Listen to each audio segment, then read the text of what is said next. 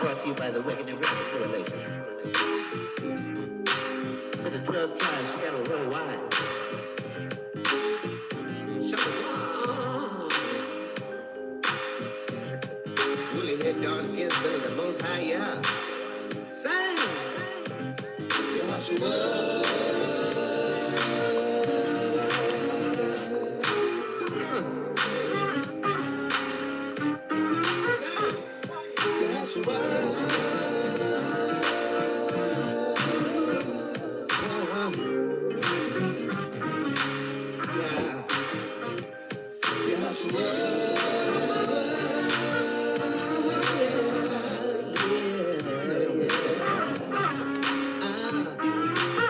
Guess I went out of style.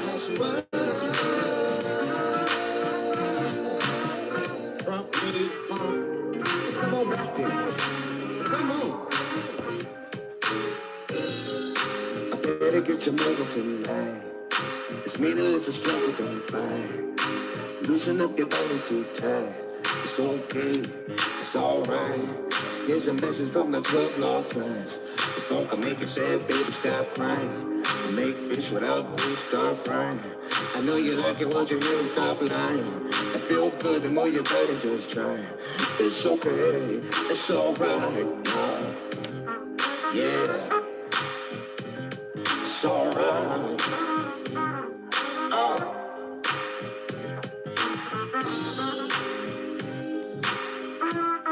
Yeah, yes,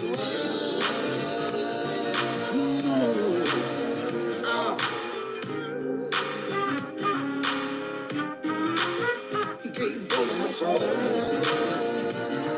Yeah.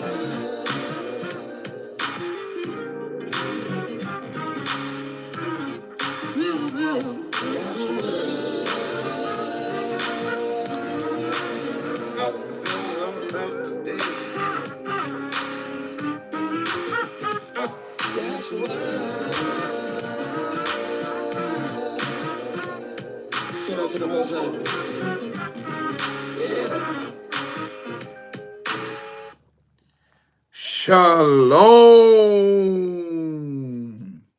Shalom, shalom, shalom to all of you, my heavenly Father's children. Oh, yes, those of you who are the bloodline descendants of Abraham, Isaac, and Jacob, scattered to the four corners of the earth through the slave trade by our enemies, fulfilling biblical prophecy 100%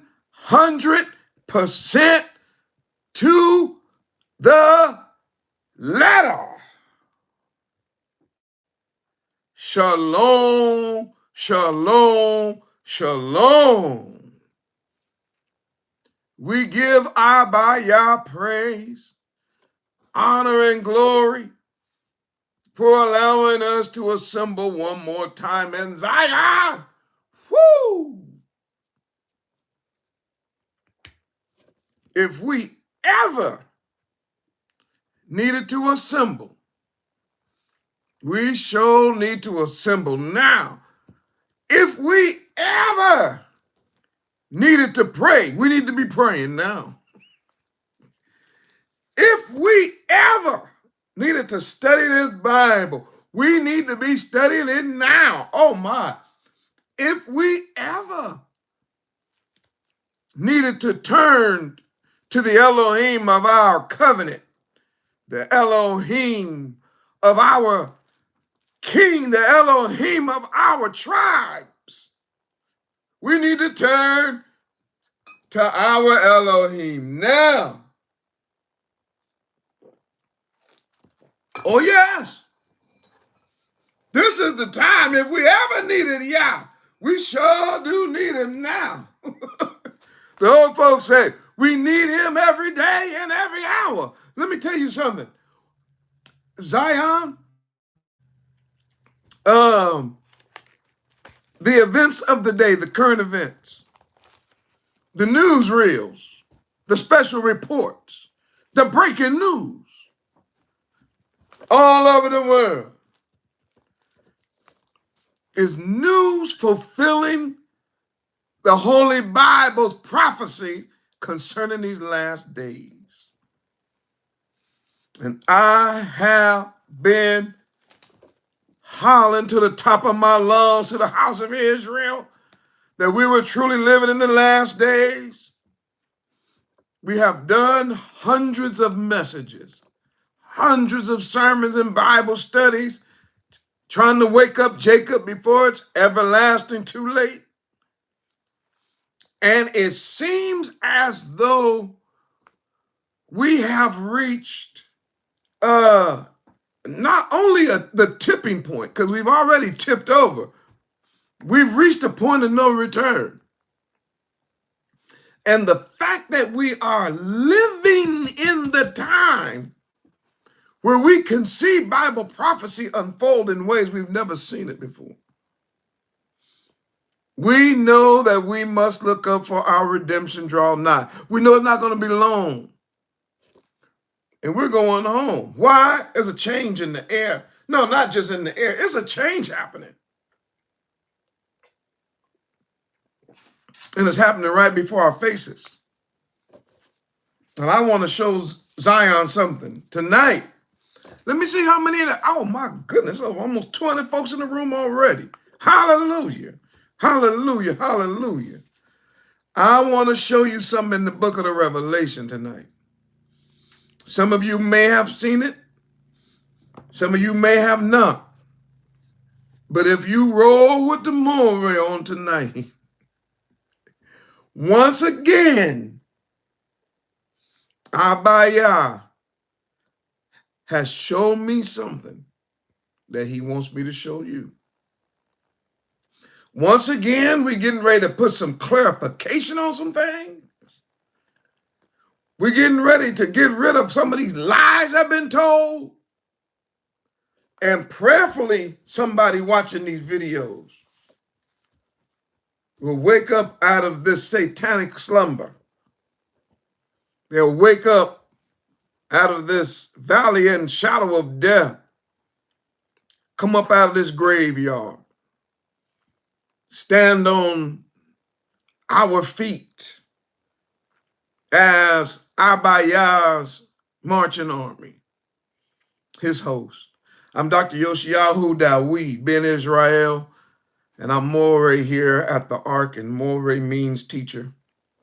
Abaya has separated me unto this work, made me a seer for the house of Israel in these last days.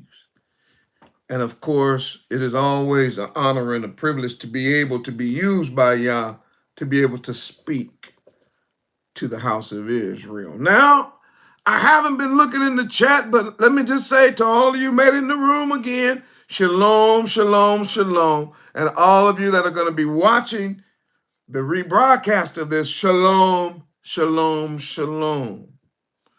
And to our administrators, Toda Rabbah, and all of you who make the chat, what it is, and help us with these verses and scriptures and outlines and things. We sure appreciate it.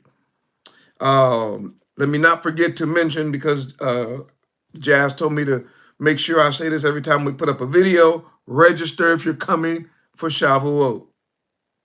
I think it's just in a couple of weeks. We got to have a head count of how many people are coming. And then, of course, let us know if you will be getting baptized when you arrive. We'll give you more information, but the information is on the website. So you want to make sure you do that. You want to go there. And then, of course, we ask that you support the work of the ARK, that you support me. I'm Dr. Yoshiyahu Dawid. Abaya has called me to be full-time in this work, and we are grateful for him separating me to the work. But of course, I think everybody knows that we are full time, which means we are 100% dependent on your tithes, which represent a tenth. We've done too many messages on that, and your offerings, your prayers, and your support. We definitely appreciate everything that you do. And my prayer, as I've always said, my prayer is that when you see us putting in this kind of work and the dedication that we're putting in, you will see that the work that you are supporting is worthwhile. You will see that it is a benefit not only to you, but this work is benefiting people all over the world. And when you support it, that means that you are also being used by Abaya to help wake up Jacob and to help benefit the house of Israel and companions all over the world. So I wanted to make sure I get that out. Let me look over here. 250 people in the room and only 90 people like the video. I don't know why y'all do the Morehyosh like that. Why is it so difficult to just come in the room and hit the like button? I don't understand that one. It is the easiest thing to do. Come in the room, hit the like. It ought to be a match. 250 people in the room, 250 likes. Or the question is, why? So you in the room and you don't like the videos? Okay. Believe it or not, liking the videos actually help it helps the algorithms. And you never know that a suggestion might pop up in someone's suggestion list, and they come out of darkness and begin to walk in the light. All right. So Toda Rabbah.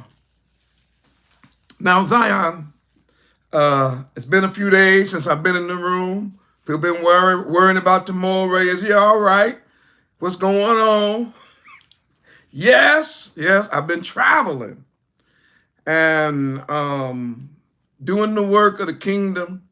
I've had a chance to share these messages that I've been speaking to you all about. Of course, I can't talk to people on the real deep stuff, but letting people know about the covenant, about the relationship that we have, the true house of Israel, and having a chance to share the good news of the return of our King.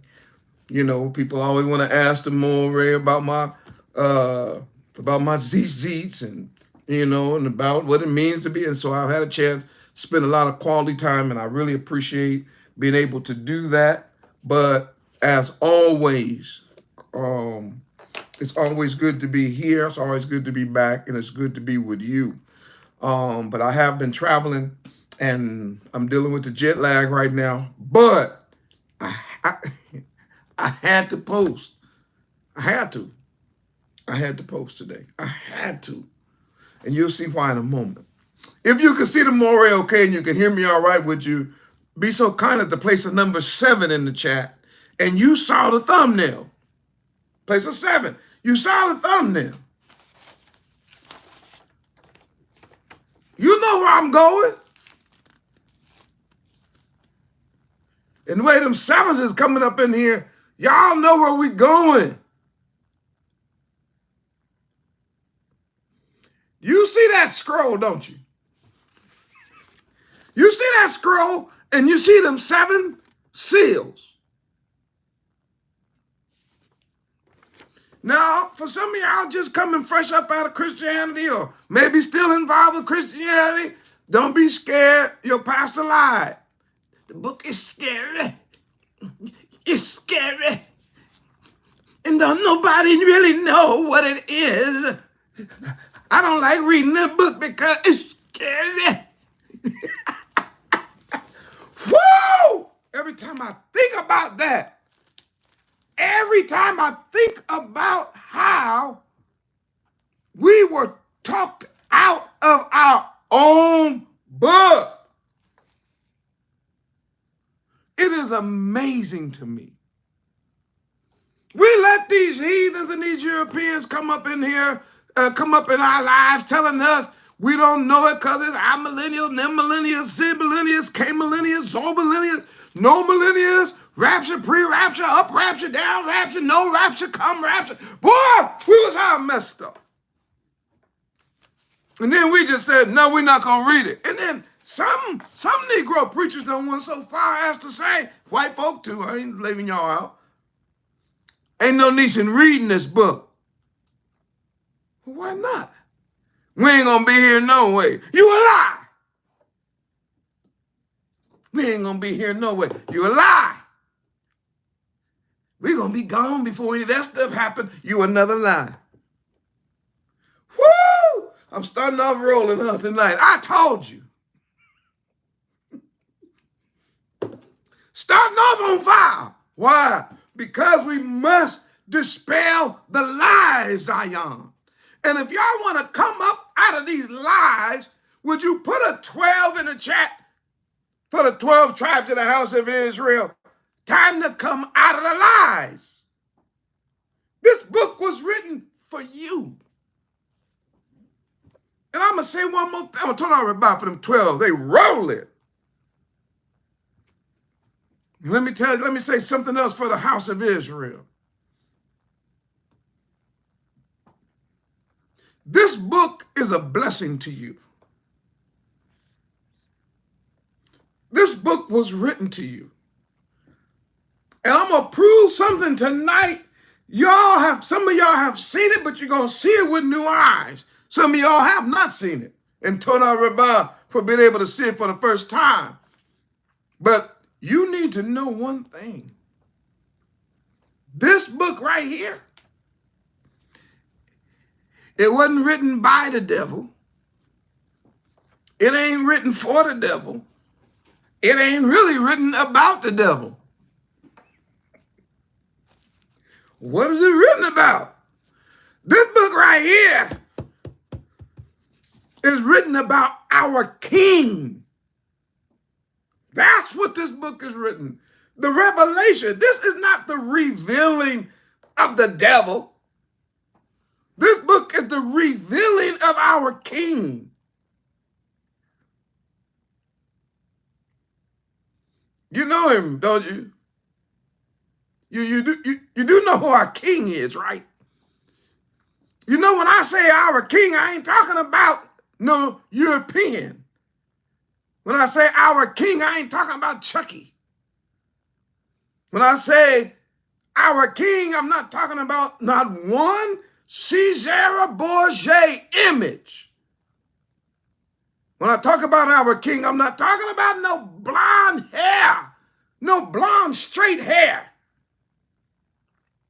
I'm not talking about nobody with no blue eyes and no white, pale, white, no pigment having skin.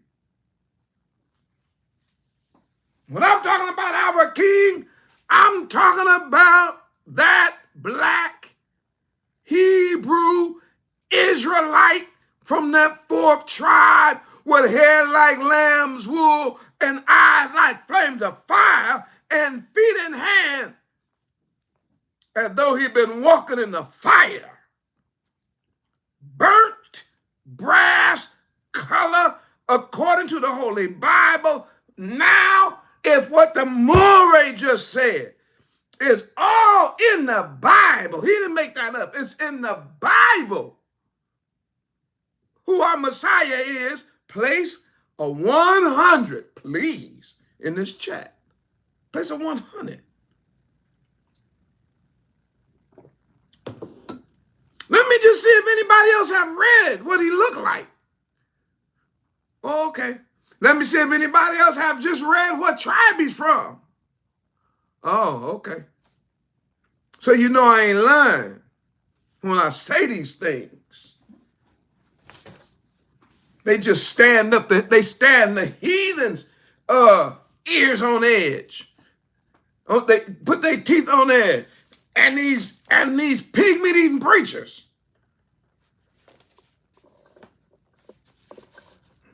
And some of these, oh, wait a minute, let me say this. I keep forgetting to mention this. When I talk about the house of Israel, I want to explain something.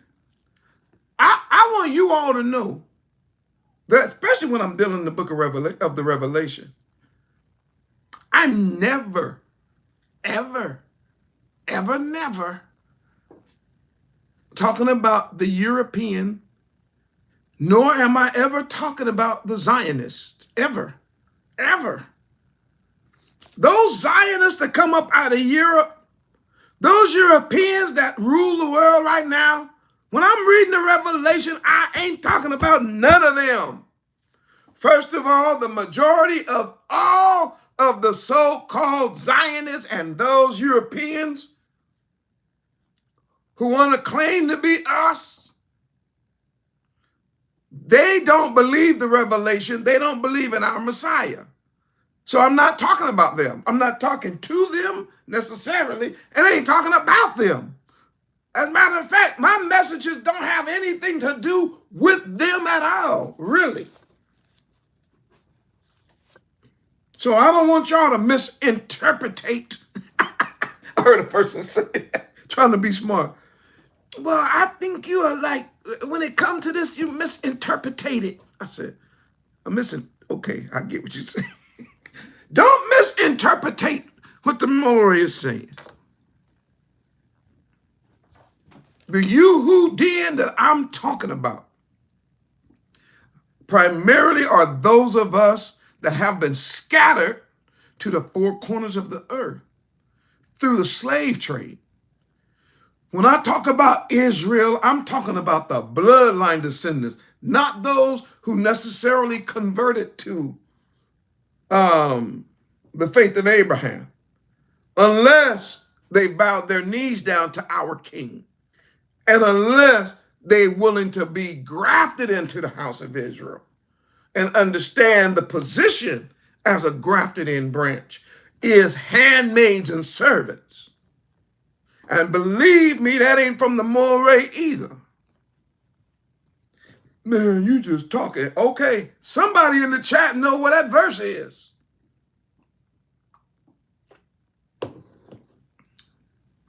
Not only are they handmaidens and servants, but we realize something too. Now, this is the truth. We are also handmaids and servants to who? One another. That's why you can't come in this family boasting against the branches. You ought to read the way our apostles introduced themselves. Shaul, a servant. Kepha, a servant. James, a servant. So how's a heathen going to become part of this family and come in trying to rule anything? No, you come in this family, you coming in as a servant.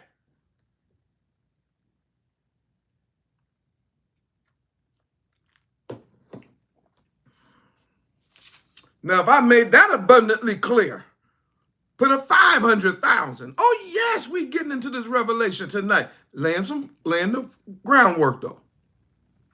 Gotta lay the groundwork. Put a 500,000 if you understand that, so that we can understand who the Mori is talking about tonight and who we're talking to. When I say Zion, I'm never, ever referring to the so-called Zionists. That's a whole nother group on a whole nother thing, doing a whole day. I'm talking to the 12 tribes of Israel that have been scattered through the slave trade. Watch, that are still primarily in the lands of their captivity, which according to the Bible, that's where we would be when our King returns. And he will then gather us from the nations wherein he scattered us. All right. Wanted to get that out. Okay. Now I want to talk about these seals. I want to talk about these seals. Why, Moray?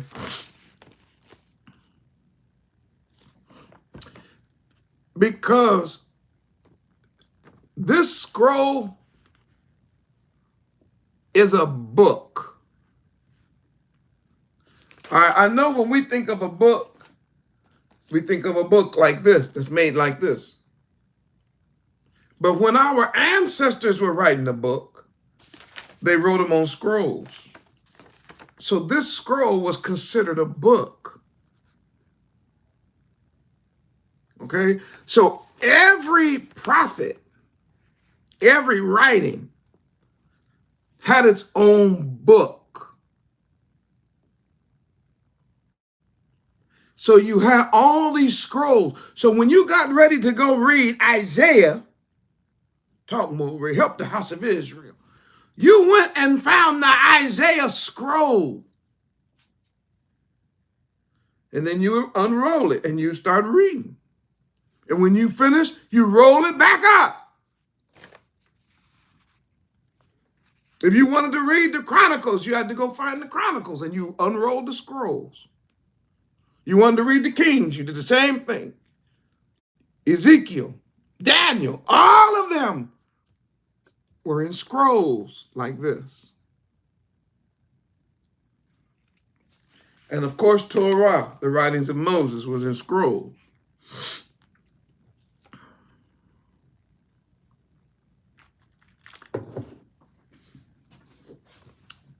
And there were certain people that were set apart to handle these scrolls. There were certain people that Abayah set apart to read the scrolls. And there were other people that he had set apart to interpret the scrolls. And now my mind is just running on something else that happened. You know what? Since my mind went there, let's go to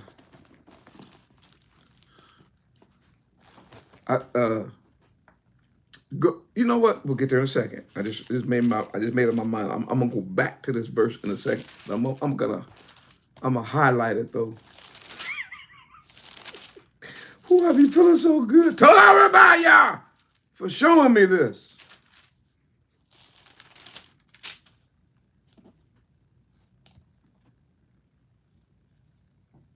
Yes. I thank him for what he just gave me. I'm going to give it to y'all. Y'all hang in there. It just popped in my mind. Now, go to Revelation chapter number 5. I want you to go to Revelation chapter 5. Because we're dealing with something tonight. In our study tonight, I want to show you something about these seals that's on the scroll. Okay?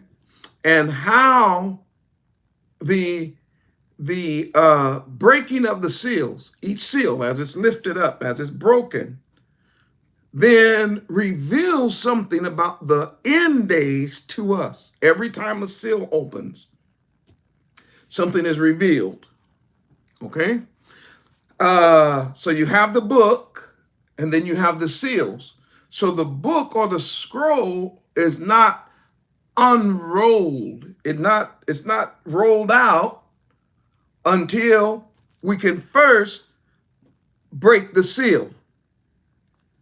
Okay, so just understand the seal was a wax seal. And what is important to note is that when you had something that was sealed, I'll just use it just because we got people that are new to the channel. Some of you all have heard this before. Just bear with me. When you had something that was sealed, especially if it was sealed, say, by a king. so that one king was passing a scroll to another king, and let's say he put his seal on it. The idea then is, as he sends the scroll out with a seal, most times it's just one seal, you put a seal on it, it meant that this particular book is not to be opened until it is in the hand of the person it was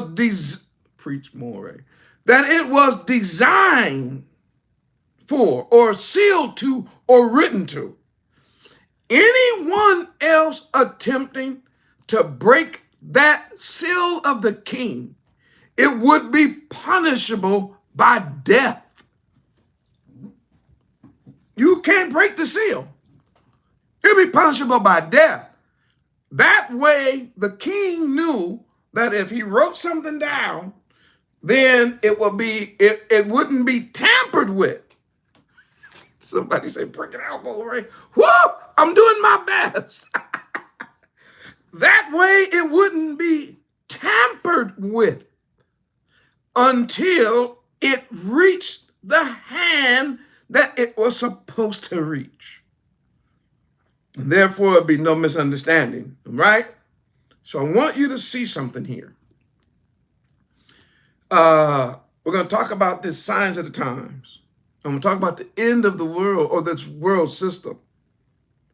The end of the world and the end of the world system is prophesied in the Bible. It's prophesied exactly how the world would be in the last days. Yes, and it includes the European white empire.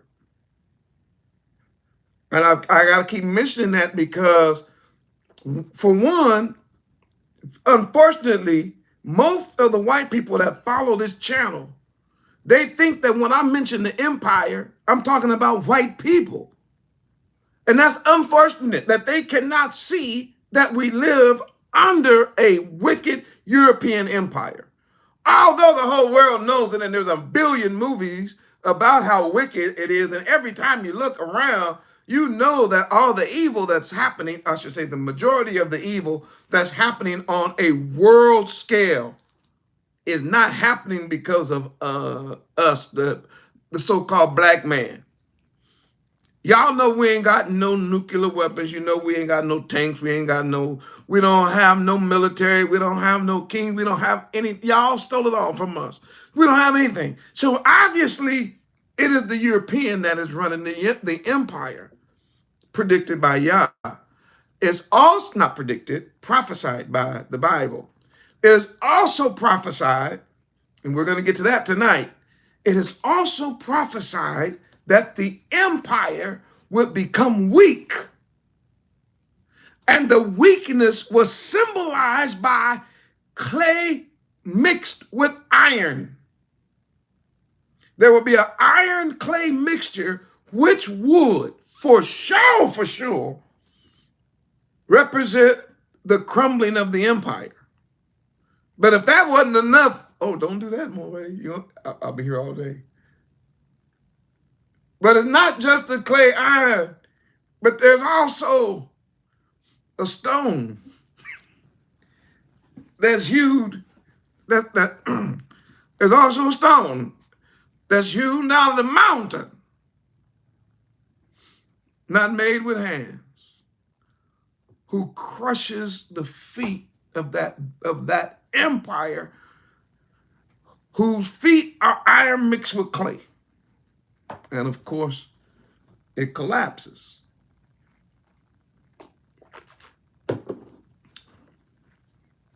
I want you to think about what's happening in the world today. Before we even start the actual reading of the text, I want you to think about the world we're living in today. And if you are paying attention at all to the last days, you would have to admit that we are not living in a purely iron, which means a truly strong empire. you'd have to admit that the empire that we are currently living under, I'm talking about right now, we can see that the empire that is in control of the world right now is losing control. You can see it and you know it.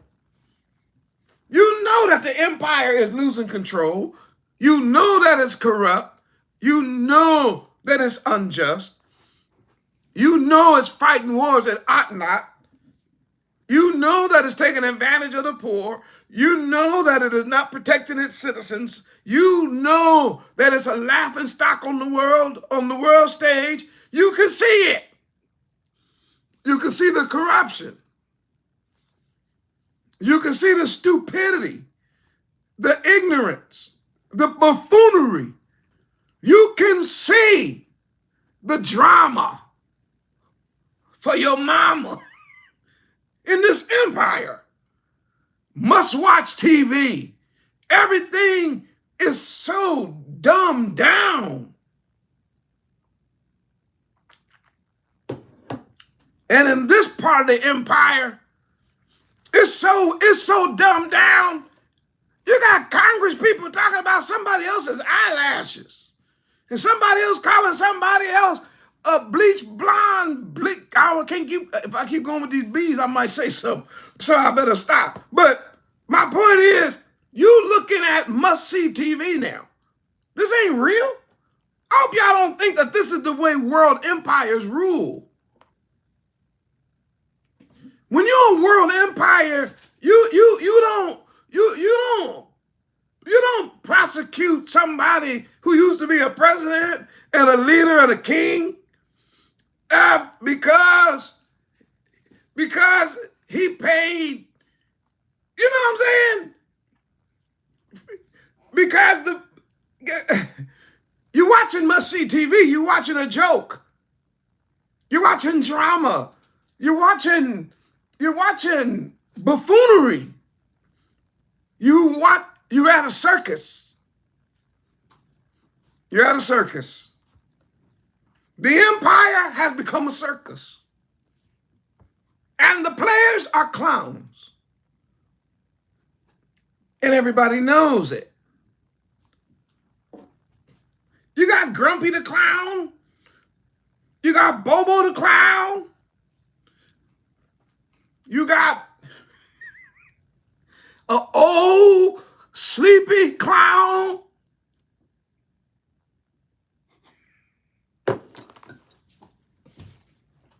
It's over. It's over. The empire's falling.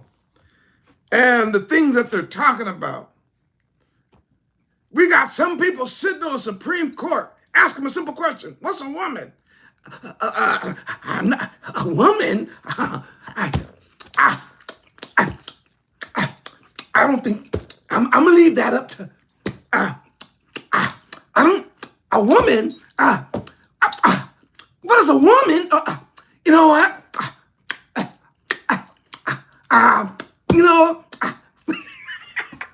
What are we living? What's going on in this world?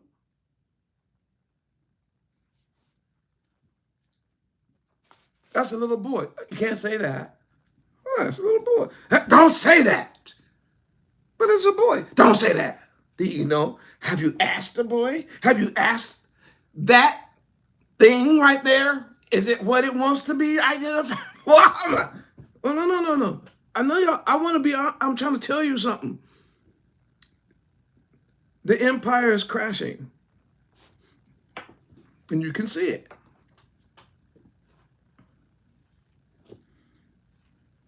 Now, if y'all got the intro, I ain't even got into my text, but if you can just look around in the world today, I'm just bringing up the buffoonery that's happening here, but have you actually looked at what's going on in the world stage right now?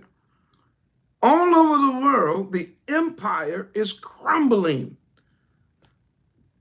It's crumbling.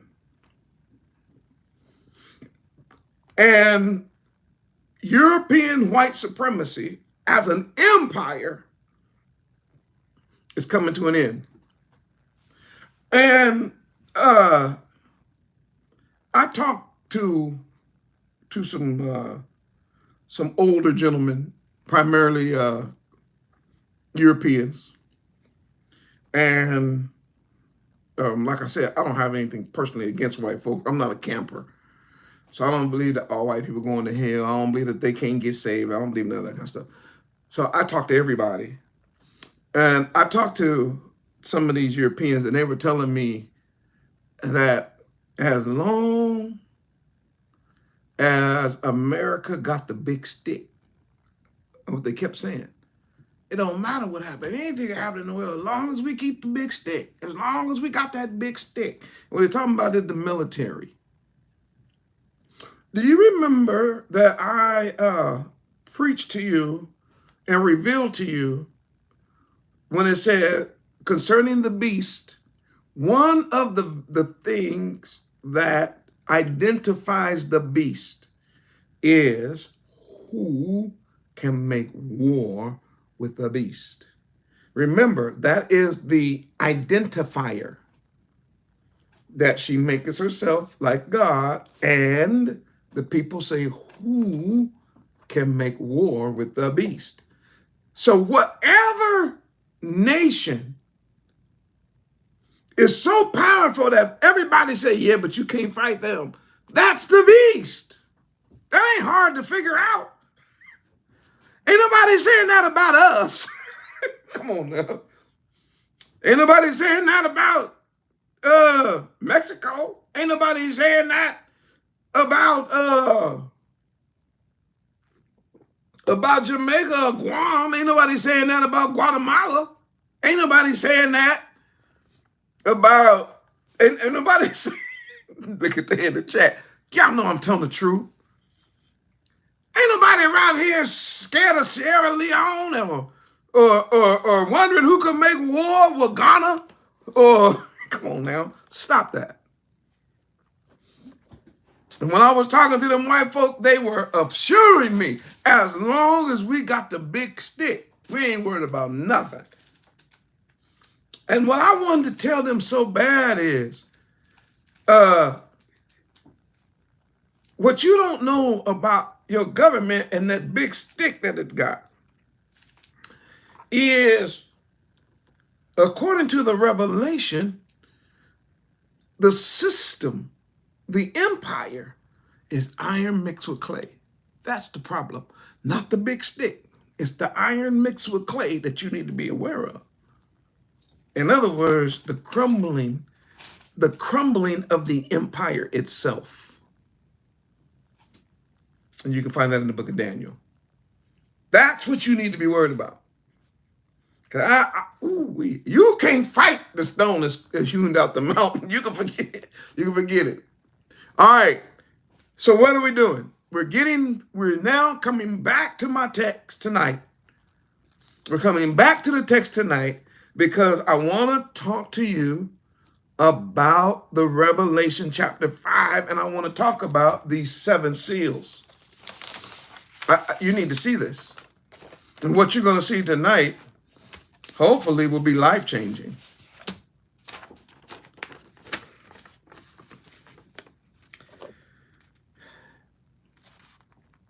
In chapter 4 of Revelation, a door, a dalet, was opened in heaven, which allowed us to gaze in. When the door was opened, according to the book of the Revelation, John himself said he heard, as it were of a trumpet, a voice, as it were of a trumpet, he heard a voice. It was like a trumpet. And it was saying, come up hither, and I will show you these things. I will show you things which must be hereafter. So what are we talking about? We're talking about the last days. I got to show you this. All right. These are the things that you got to see. All right. And then, of course, it says, and immediately I was in the Ruach, and behold, a throne was set in heaven, and one sat on the throne, and he that sat was to look upon like a jasper and a sardine stone. That's a black man, by the way. But he's talking about the glory of the stone right now. So we're not going to really get into that at this point. But still, you can look at those stones. All right.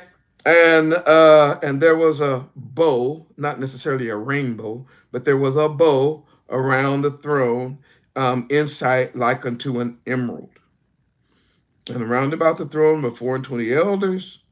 Were 24 seats, and upon the seats I saw 24 elders sitting and clothed in white raiment, and they had on their heads crowns of gold. And out of the throne proceeded thunder, lightnings, and thunderings, and voices. And there were 7 lamps of fire burning before the throne. The 7 lamp is the menorah.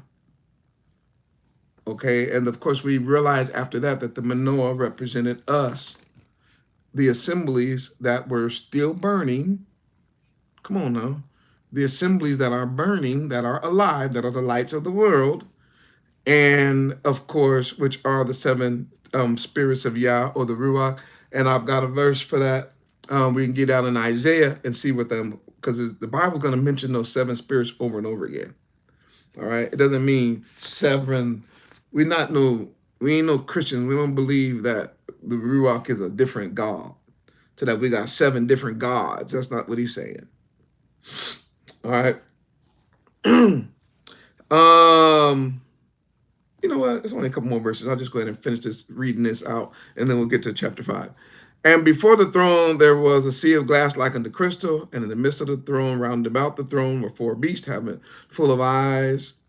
4 beasts full of eyes. And that word beast should be living creatures, not beasts, because there's a distinction between the living creatures that Yah has before the throne and the beast of the Revelation. All right, so there should be a difference there.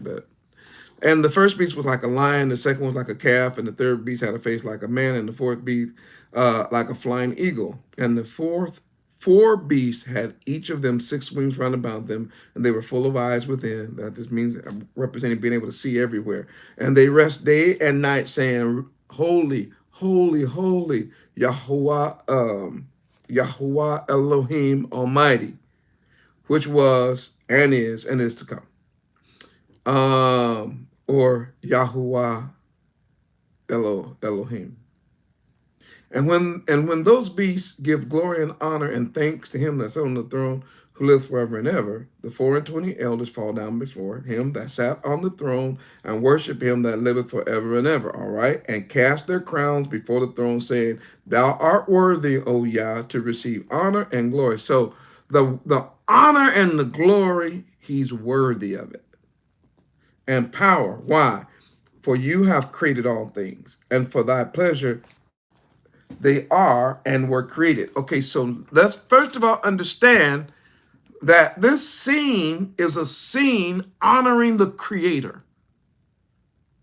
You need to get that Yah is the Creator, which means if Yah is the Creator, this is my first point.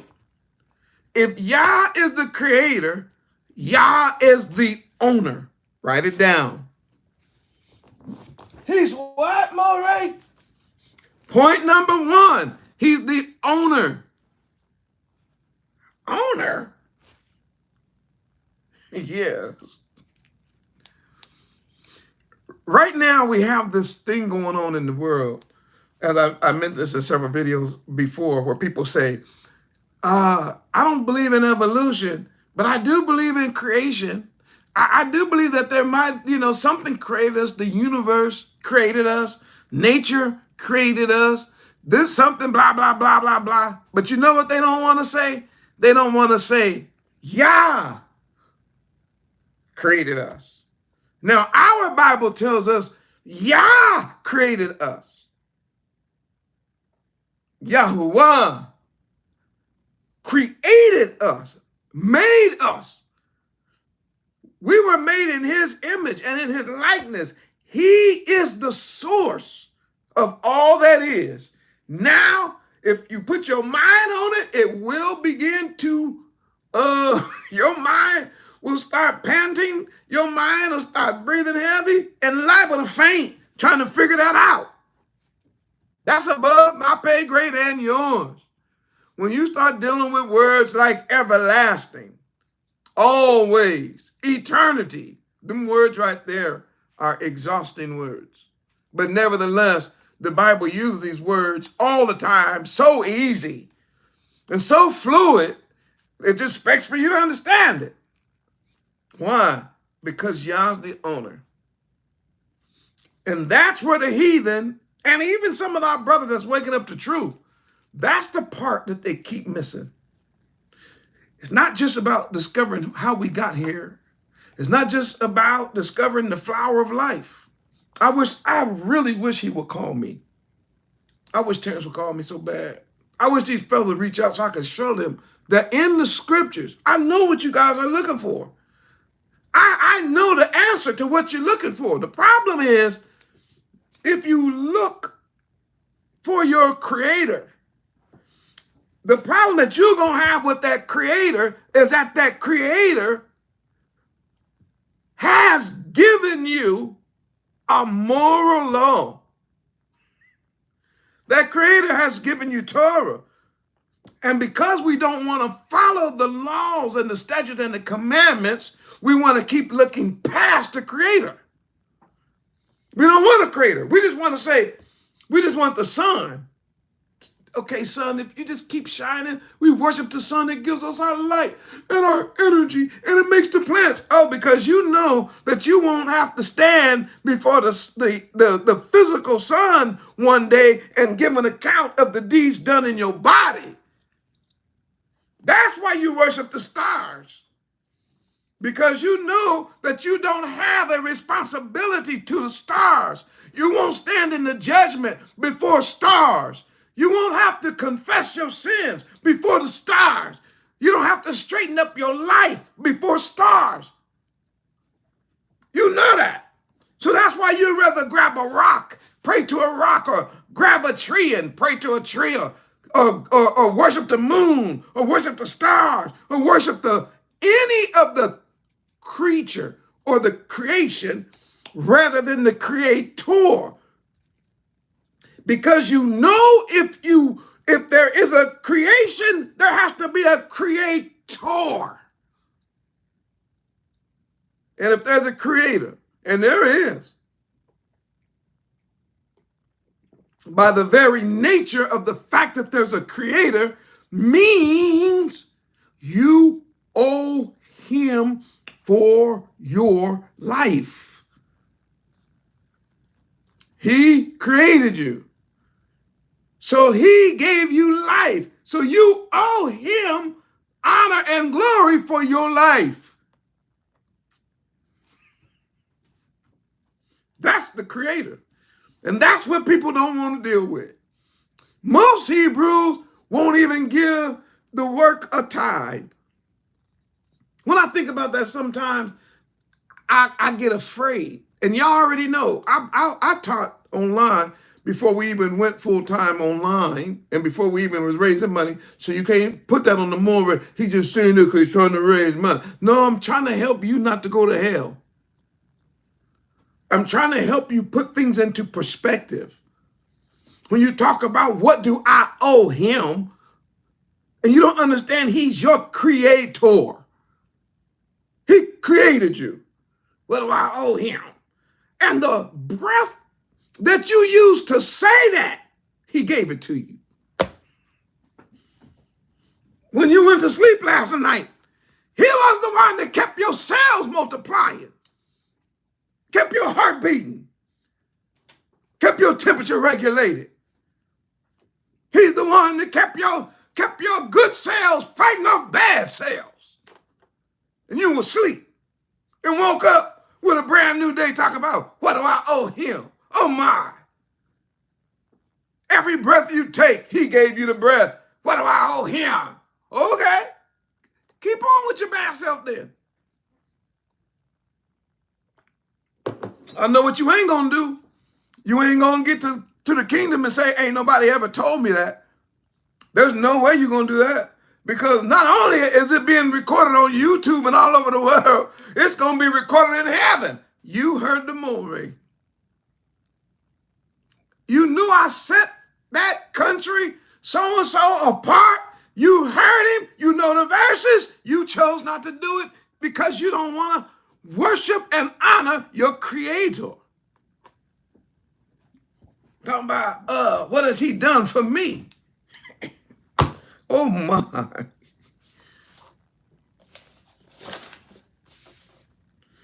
And let me tell you something about your creator. You will have to stand in front of him and give an account. You will. And heaven or hell will be determined at the day of judgment. Don't you ever let nobody, well, you know what, you can do what you want.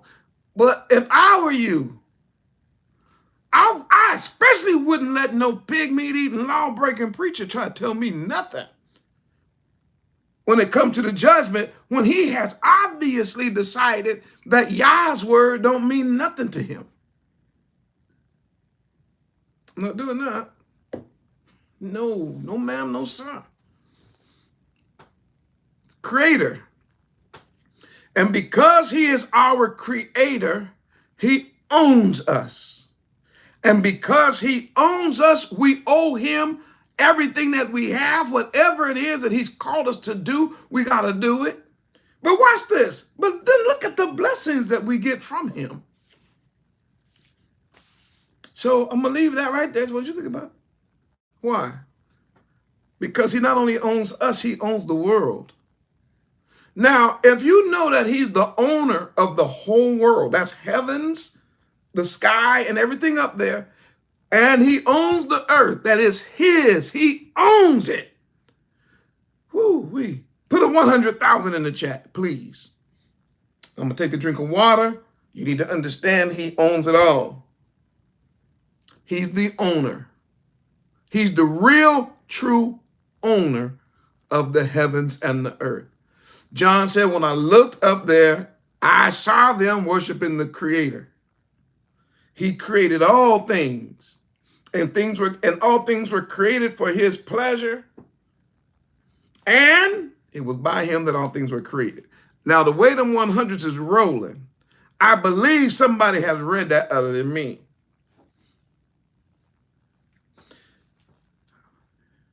So the Creator, ooh, the 100s is still rolling.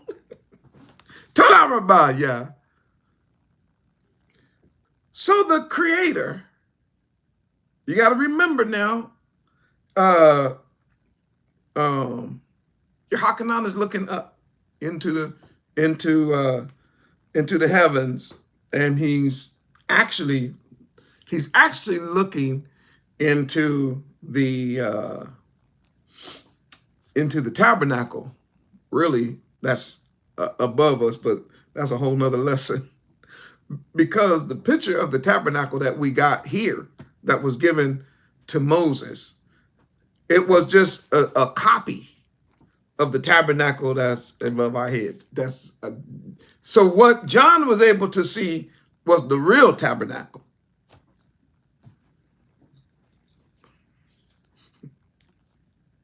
And he saw that our Creator was receiving honor and glory and power. All right. And he said, and I saw in the right hand of him that sat on the throne a book.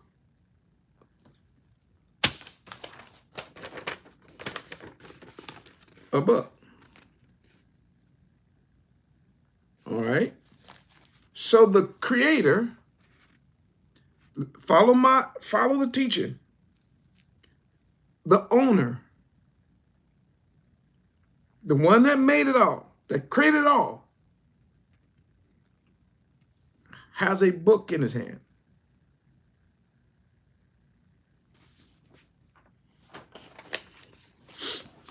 Yeah, man, I saw a book. You saw a book, And this book had writing on the inside and the outside. What?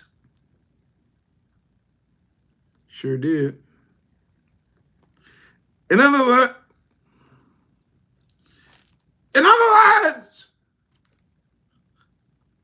this book was full of writings.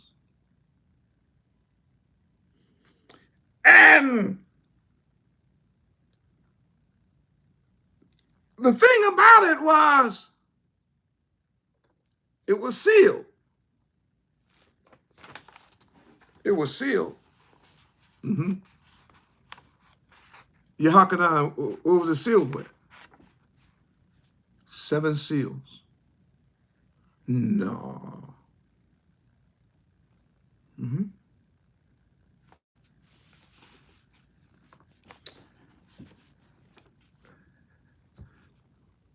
So at this point, we are not yet sure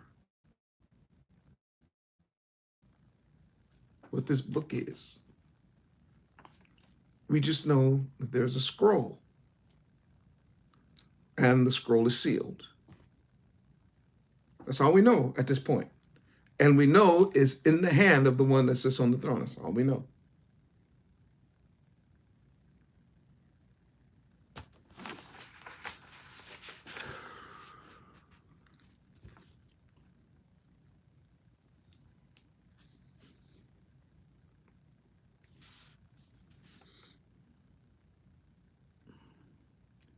So the question is,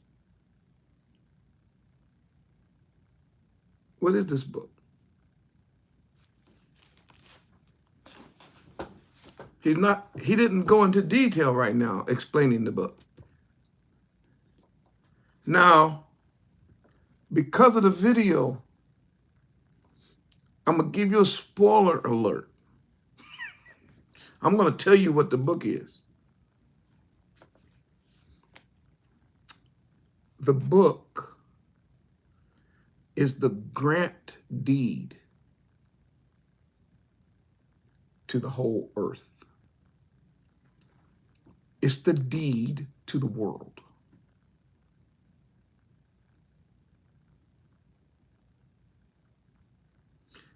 And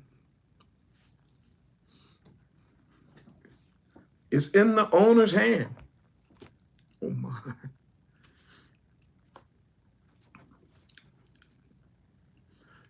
But we got a problem. What's the problem?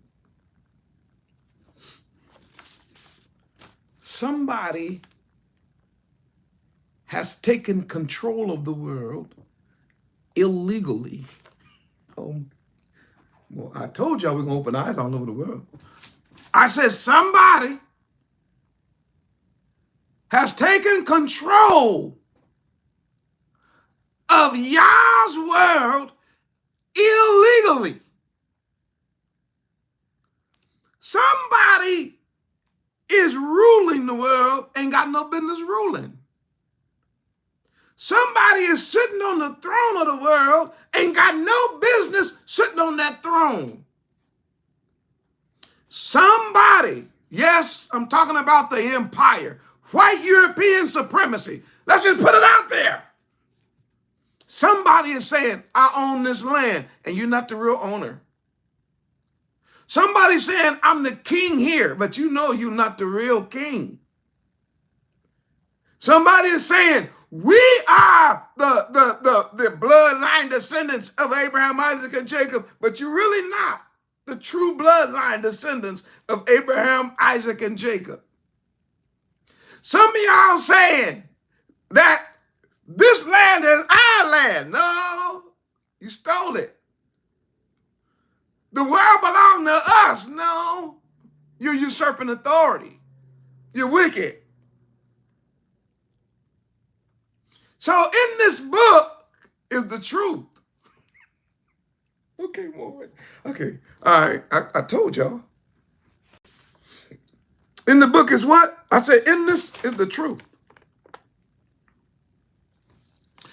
This is the deed.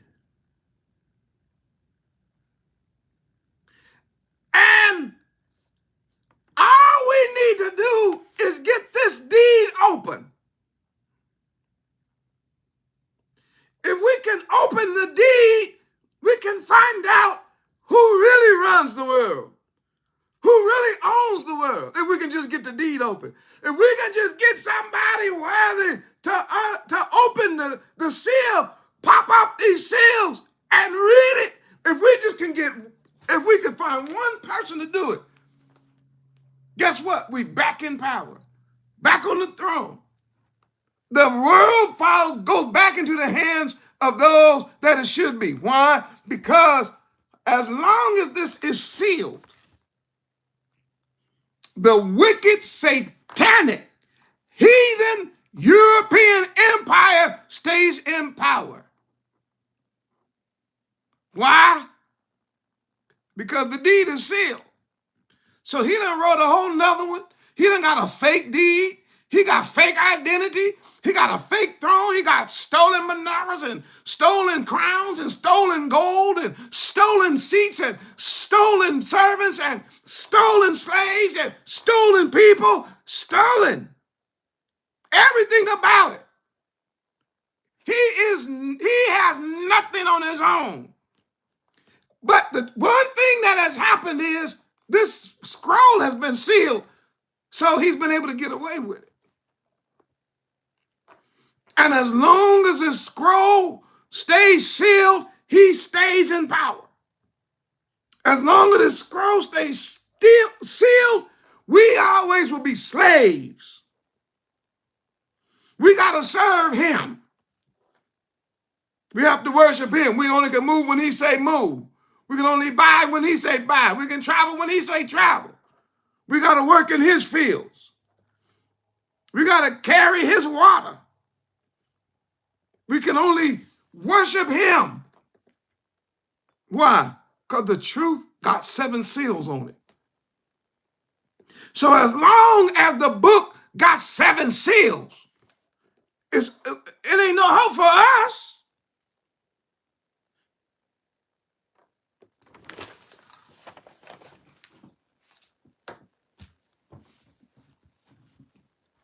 And I saw a strong angel proclaiming with a loud voice, verse 2, who is worthy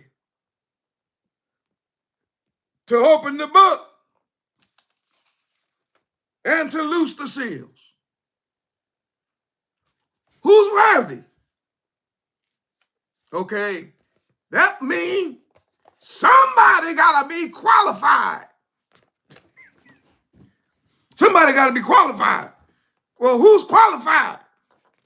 Well, if we're going to get this open, the only person that can open it, he got to be sinless. The person that opens this realize that it's a highway to heaven and none can walk up there but the pure in heart. The one to open this. The one to open this. He has to be able to stand before his enemies and they say, I find no fault in him. The one that opened this, the one that opened this, he has to be, his blood gotta be pure from everlasting. He can't have Joseph's blood in it. The one that opened this, he gotta be sinless. He gotta be altogether lovely. He has to be from that kingly tribe, that 4th tribe. The one that opened this, he has to come down through 40 and 2 generations. And and his mama must be a virgin. For the prophecy said, for behold, a virgin shall conceive and bear a son. You do know. You hearken out and looked up there.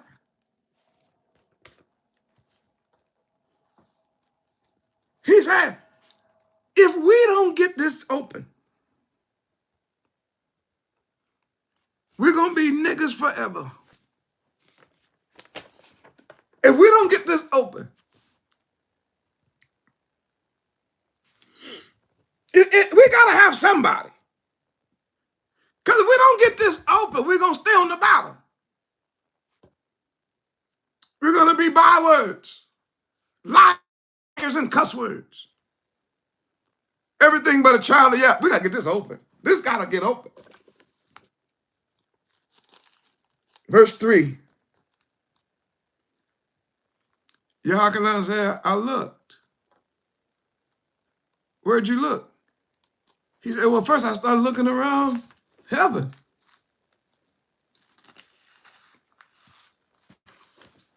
Who's up here? Somebody?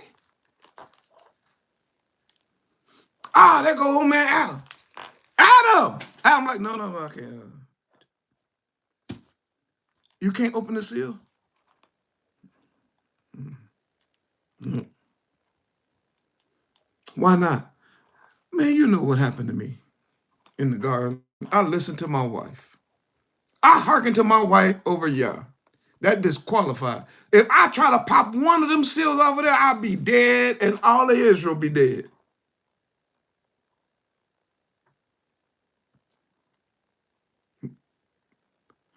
Okay, what about you, Noah? No, Shem, Ham, Japheth? Nobody? Nobody up here? Reuben? Simeon? Levi?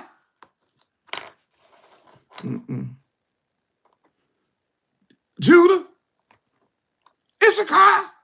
Zebulon? Naphtali? Dan, Asher, Gad? Joseph? Benjamin? Ephraim and Manasseh? Whoa.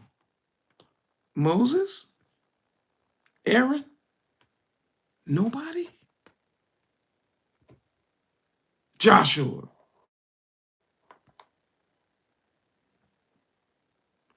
Samuel? Gideon? How about Deborah? Hadassah? Mordecai?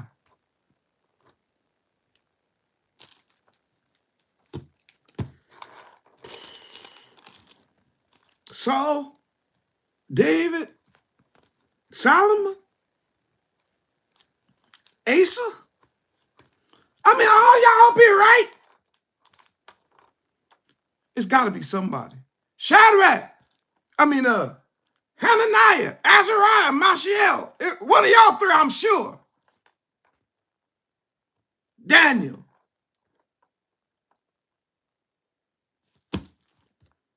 Isaiah? He said, man, you know I can't open this. You know my story. I'm an unclean man with unclean lips and dwelled among people. Unclean people with unclean lips. Men, please. Jeremiah.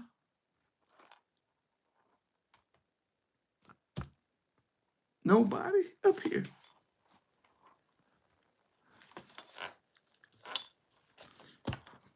Ooh, that must have hurt. Can you imagine that? The deed is right there to deliver all the house of Israel. And every prophet, every king, every worker, everybody, and not one person. So then he said, well, after that, I started looking on the earth.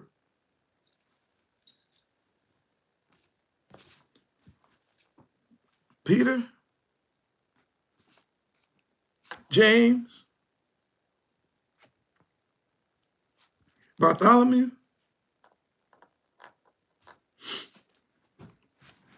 Judas the Lesser.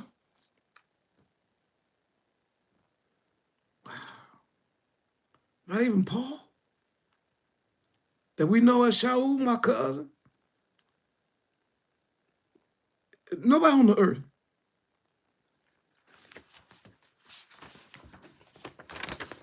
What about Miriam? Yeshua's mama. Nope.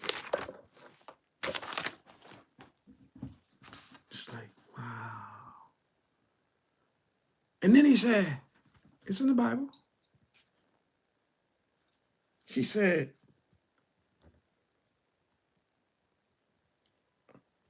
no man in heaven, nor in earth. Now watch this next line. He said, or under the earth. Wait a minute, under the earth? Yeah. A lot of y'all didn't know that it's a lot of people in this world live underground.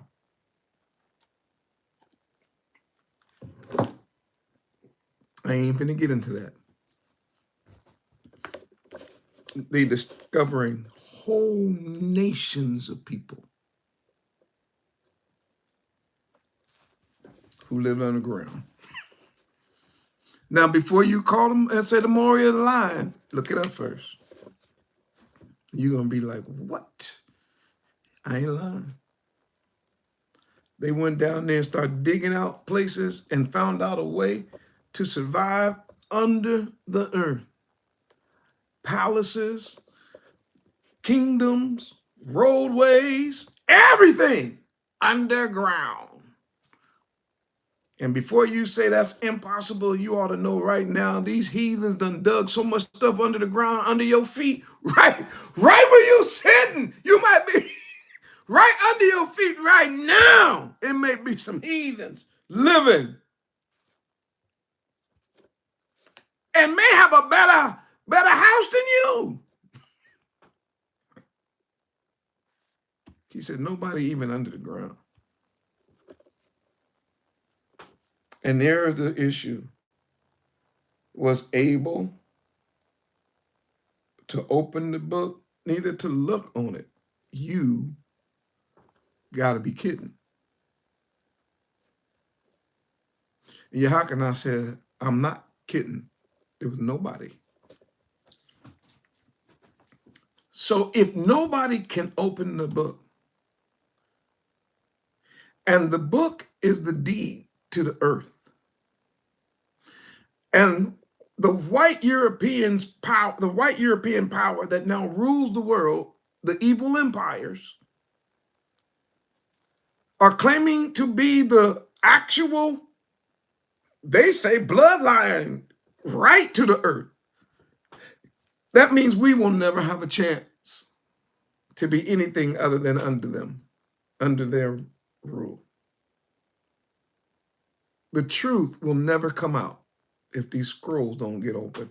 I mean, if these seals don't open, and if the scroll is not read. If the deed with the actual names of the biblical owners of the earth are not read,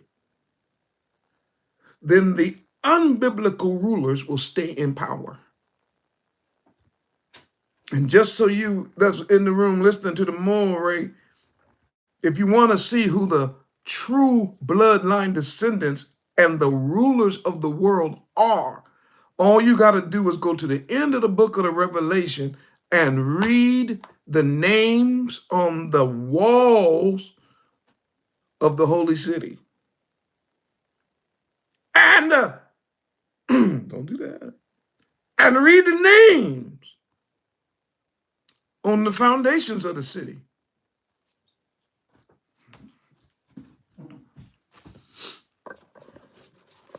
But I'm only in chapter 5. But once we get the book open, we will read who the true owners are when we get to the end of the book. Not now. It's just, but John knew what was going on if this stayed sealed. He knew that white supremacy wins. He knows that the empire succeeds, and we remain of all men most miserable. And as a result, verse 4. Now everybody can understand verse 4. If y'all can see verse 4 with new eyes now that the Moreh explained verses 1, 2, and 3, put a 400,000. Please, I got to get some water. Put a 400,000. You can see it now.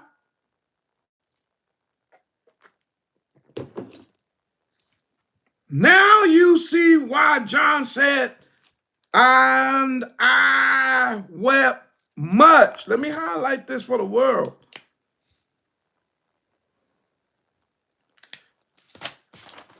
He's weeping because if there's nobody worthy to open the book, then the truth will never get told. If the truth never get told, then Satan and his evil empire wins. The evil empire that he's talking about is the European world empire. Today, they're known as the United Nations. There was a time when they were just known as the Roman Empire. And at the fall of the so-called fall of the Roman Empire, where I told you all and proved it, that it actually never fell, it morphed into certain divisions. These divisions of that empire still in power today, they all took part in the slave trade. They sold the children of Israel like cattle and became rich beyond measure and drunk on our blood. Millions and millions and millions. We can start with Rome itself, go to England, which of course colonized these Americas. That's why we speak English. Spain colonized the America. That's why they speak Spanish. The French colonized the America. That's why in some places they spoke French. The Dutch colonized us. And I can go on and on. That is just the Roman Empire divided, which makes up the true beast of the book of the Revelation. And when you look at the mayhem of the world right now and the way things are going, you are watching beast activities. The slaughtering of these children, now reaching into the hundreds of thousands, in wars all over the continent of Africa, including our Holy Land. Wars in Europe, wars on the Middle, I could go on and on. John said, if this book don't open, the evil empire wins. They keep ownership. They keep mastery. They keep the power. And he said, and I looked at everybody, starting with Adam until now, didn't find nobody. He said, I didn't even find no man worthy to open and read the book. I didn't even find anybody worthy to look at it. Yahakanah, are you telling me the truth? Man, please, I didn't saw nobody that could even look at it. Wasn't worthy to look at it. So I cried. Now, when John cried, he ain't like you and me crying. If it get too hot outside, we start crying. Stub your toe. Walk across the grass, get a sticker. Yahanan was a son of thunder. Go back and read his story, him and his brother, the twin. They put him out on the Isle of Patmos for the testimony of Hamashiach. And tradition says they tried to kill him by boiling him in oil. But unlike chicken, he would not fry. That's the Yahanan I'm talking about.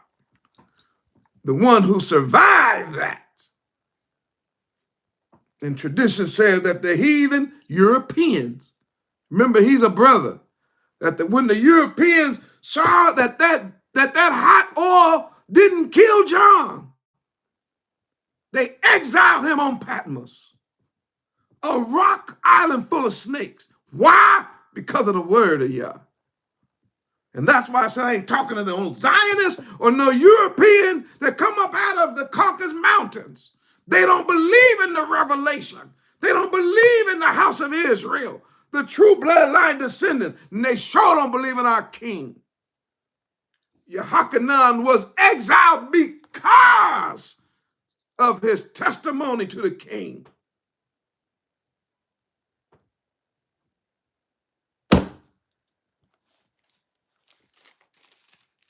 And he was weeping because he said, if them seals don't open, we're going to die in the land of our captivity. If them seals don't open, we can't get them seals off and that book open. We're going to die niggas, spooks and coons, slaves and servants. We're going to die miserable. We're going to die with our heads sick and our hearts faint. No soundness in us at all. We're going to die like that. We're going to die worse than an ox. We don't know our owner. We're going to die worse than an ass. We're not even going to know where home is. If these seals don't open up, we're going to be saying that the law been done away with. You're going to be eating all manners of abominations if this book don't open. Our people are not even going to know what day to worship. They're going to be worshiping on the day that's set aside to worship the sun. And they will have forgotten the biggest commandment in the 10 commandments. Remember the Shabbat to keep it holy. If somebody don't open this book, they're going to be bowing down knees to white European Jesus and claiming that we don't have to be in no covenant and all that's been done. He said, boy, we got something. He was weeping because he said, ain't nobody to do it. Can't nobody do it.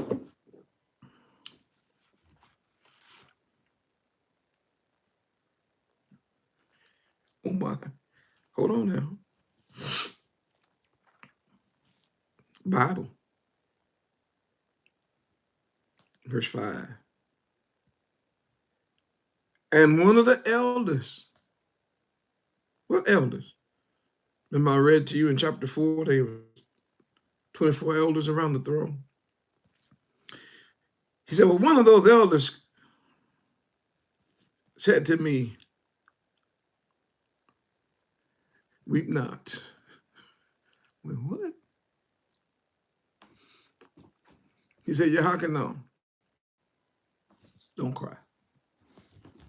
Don't weep. And Annah, don't wail. You don't have to be in despair. You don't have to worry whether or not evil wins. You don't have to worry about whether or not the evil European empire reigns forever. Don't worry about that.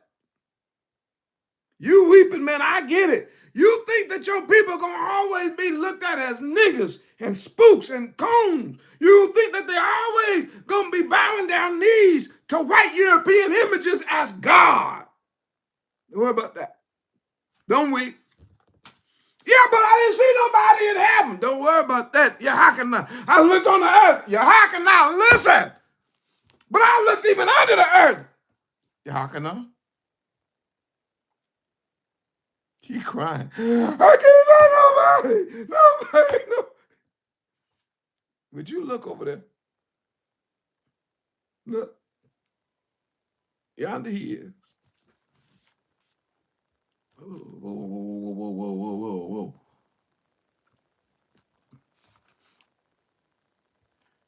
Wait. That's my cousin.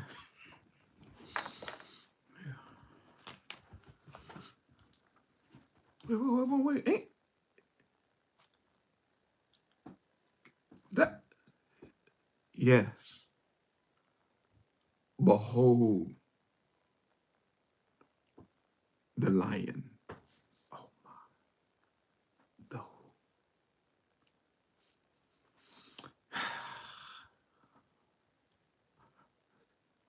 The symbolism behind the lion is obvious.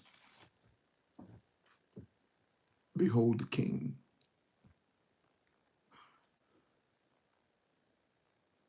behold, oh my. Wait.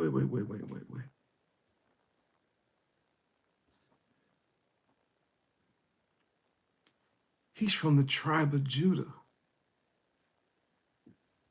That's right. No. I mean, but that's him, the lion of the tribe of Yehuda, and it's not David. David was a lion. David was not the lion. As a matter of fact, the lion is the root of David. Oh, okay. All right. I gotta go. Now I think you see it. He has prevailed. What does that mean? He made it. He overcame. The visible image of the invisible Yah, our King. Yonder he is. He overcame. He has prevailed. Prevailed through what? He has prevailed over everything and everybody. He has prevailed. He has overcome. Why? He was born in poverty. But he still overcame. Now, he was hunted like an animal as a child, but he overcame.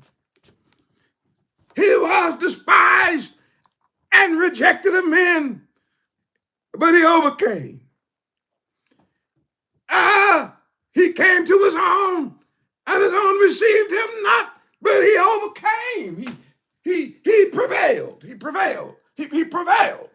Satan launched attacks against him, but he prevailed.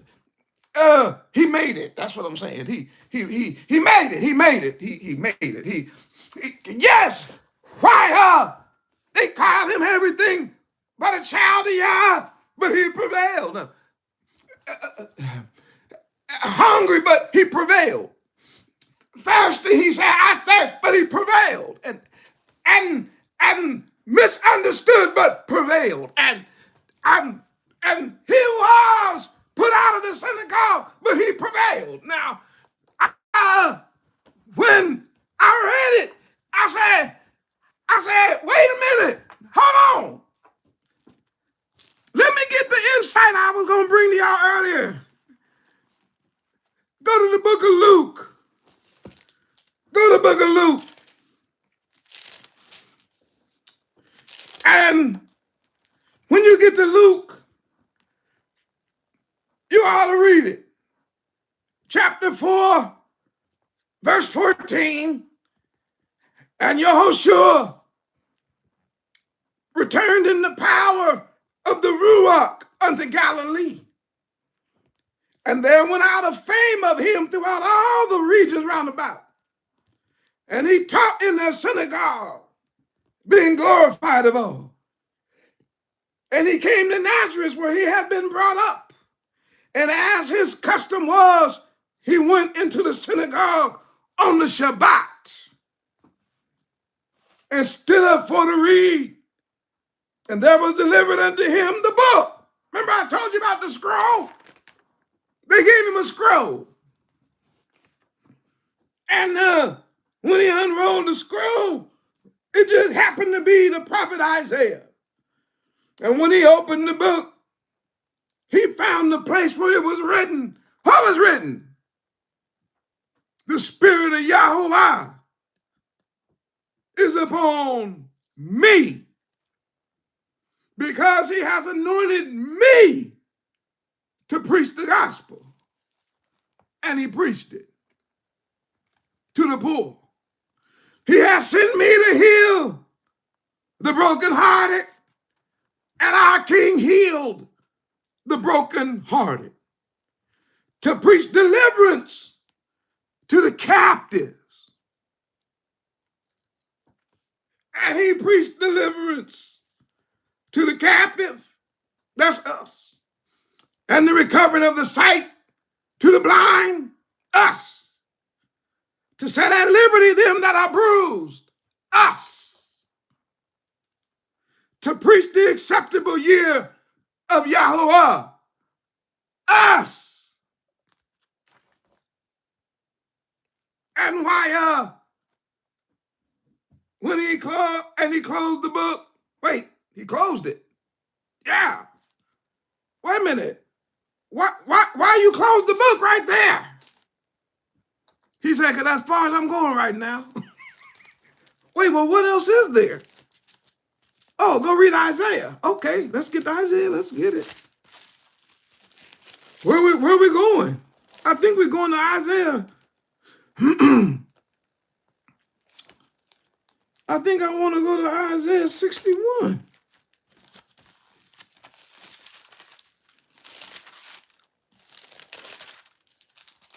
Uh-oh.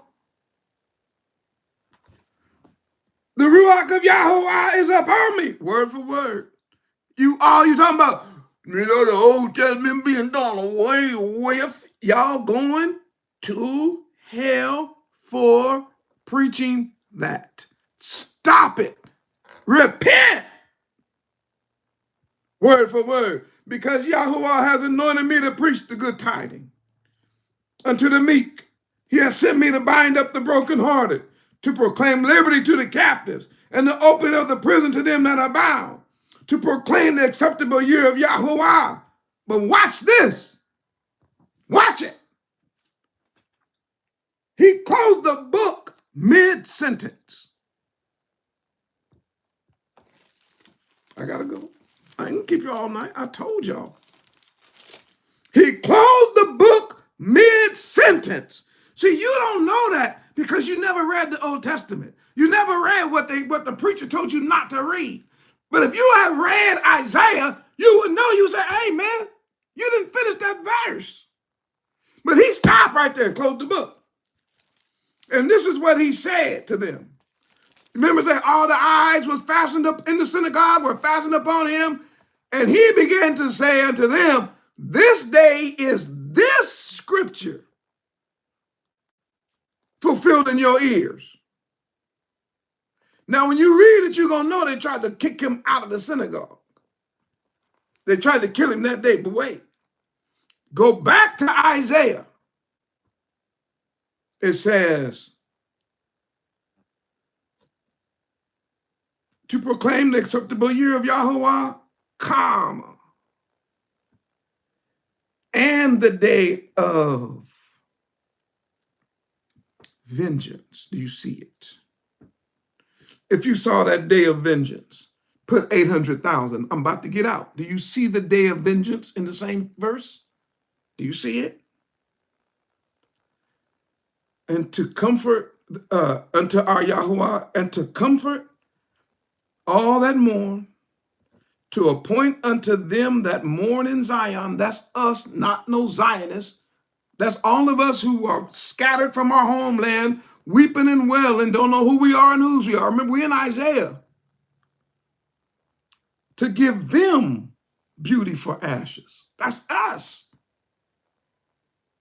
The promise of our King is to change the ashes that we were given through the slave trade and this diaspora and all that, and to turn that to beauty, the oil of joy for mourning, the garment of praise for the spirit of heaviness. Yes, we were slaves. That they might be called trees of righteousness. We turn them back to Torah. The planting of Yahuwah, that he might be glorified. What else? Verse 4. And they shall build the old waste. Who? Us. And they shall raise up the former desolations, and they shall repair the waste cities, the desolations of many generations. And strangers shall stand and feed your flocks. I didn't write this. This is in the Bible. You should have had your preacher should have told you to read this a long time ago, but he didn't even know it was in there himself. And the sons of the alien shall be your plowmen. That's in the Bible. And your vine dressers. But you shall be named the priests of Yahuwah. Men shall call you ministers of your Elohim. And you shall eat the riches of the Gentiles.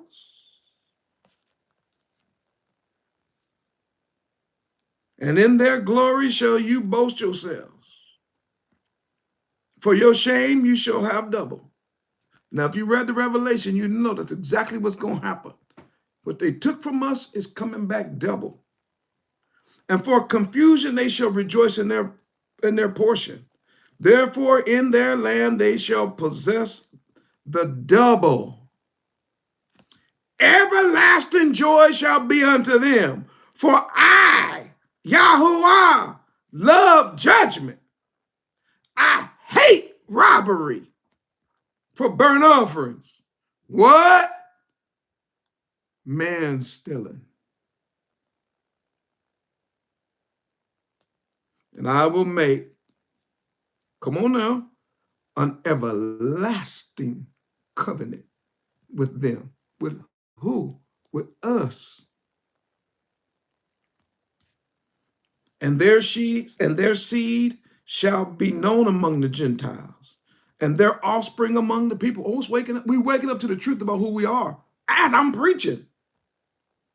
All that shall see them shall acknowledge them. Right? Why would that be in the Bible? Because nobody acknowledges us now. But at the end days, he said, oh no, everybody gonna acknowledge who you are and whose you are. That they are the seed which Yahuwah has blessed. Who? Us.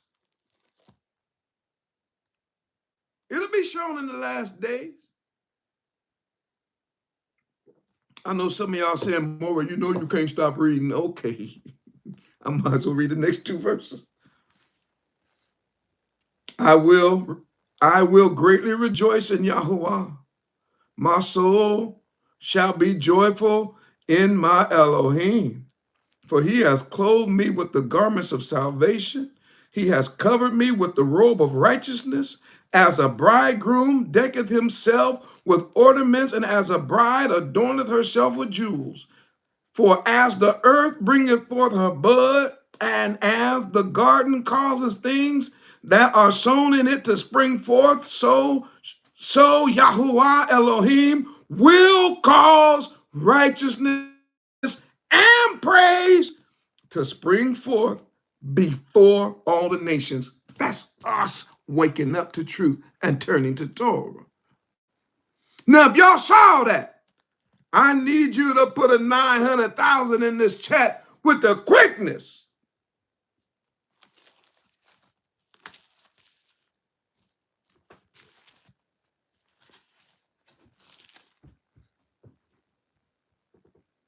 Because what he said in that synagogue on that Shabbat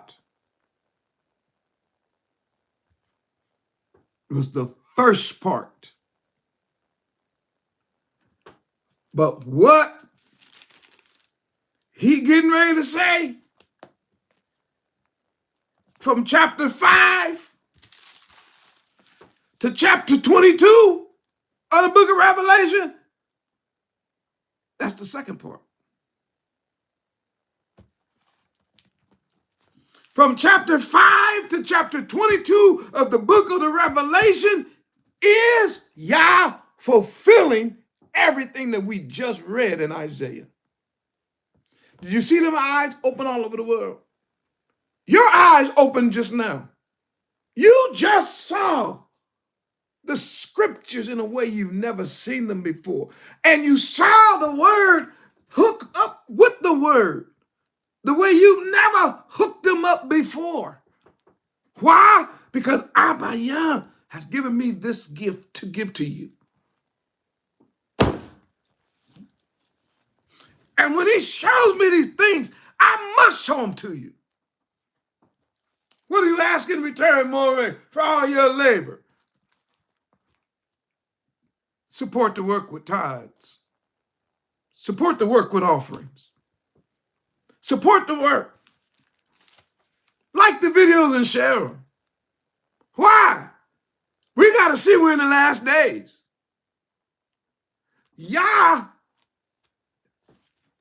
Yahushua,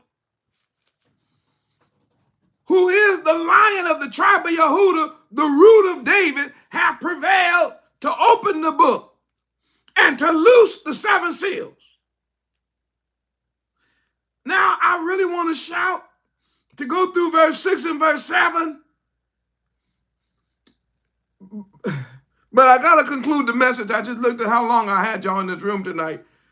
So what we're going to do, you know what? Okay, I'll tell you what. Now I got two verses I got to come back to. I'll come back to this tomorrow in verse 6. But I got to take you to chapter 6 before we shut it down tonight. We'll come back and look at verse 6 and listen to what they're actually saying about our king. We got to look at that tomorrow. But for tonight, I just want to read chapter 6. Let's go all the way to chapter 6. Come on. And let's just look at verse 1. And I saw when the Lamb opened one of the seals. Wait, one more. You heard me.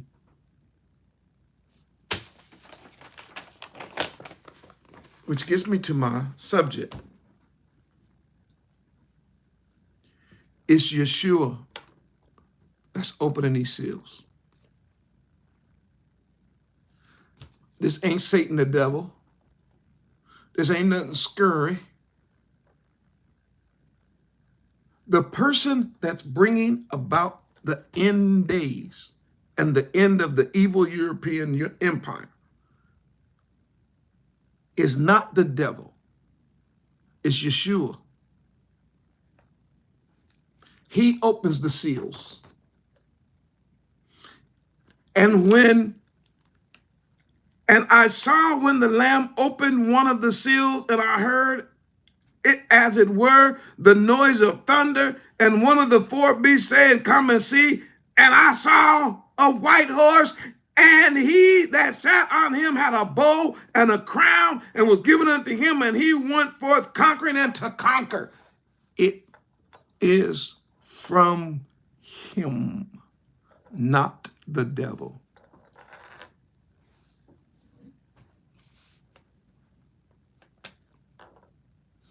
And we'll get into this more on my next lesson. Because once you see that he is the one in control of the fall of the European empire, and that he is the one who is doing this systematically, and that he got 7 seals, he getting ready to break, and every one of these seals is earth changing. And by the time we get to that last seal, whoa! The heathen is done. When we see the fall of the empire, then we see the gathering of then we will see the gathering of his children from the 4 corners of the earth, them being washed and clothed. And we just read that in Isaiah. We'll get the garments of righteousness. We return to our King. We are restored to our true identity. And according to the Bible, the empire falls or really is slain and thrown down, and our King is victorious. That is actually how the Bible, that's actually how the Bible ends. Yep.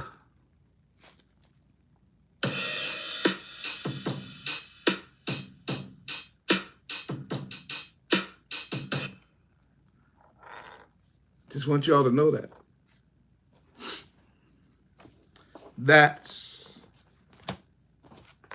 how the Bible ends. Now, if you're in this chat and you learn something, I want you to do me a favor and put a 1 million in this chat, please. Put a 1 million. You already know where I'm going. I got to get out the room. I've enjoyed being with you tonight.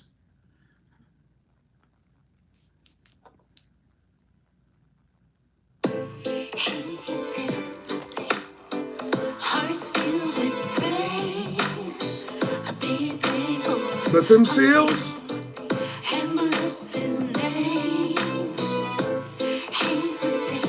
that ain't the devil. The fall of the world powers, that's not the devil doing it. We'll finish it tomorrow, if I by y'all let me. I'm looking forward to being with y'all. I'm going to say this one more time before we exit. Support the work.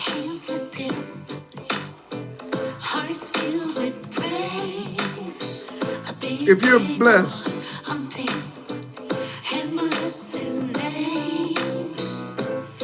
share this blessing with other people.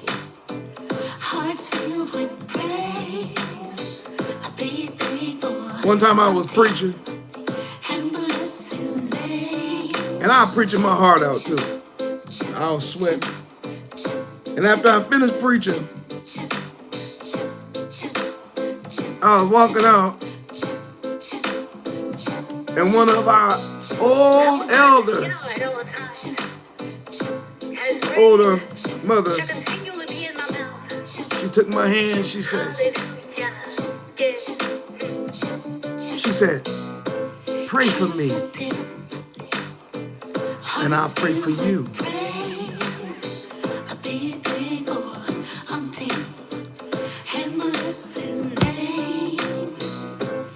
And that's what I want to tell you. Pray for me.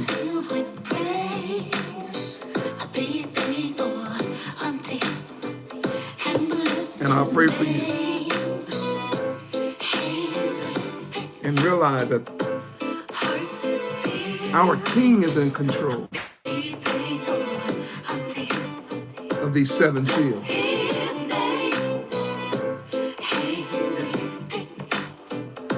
Oh, and if you don't know, they've already been loosed. And the book are now open. It won't be long now. And we're going home where we belong. So Zion, keep looking up for our redemption. Draweth nigh.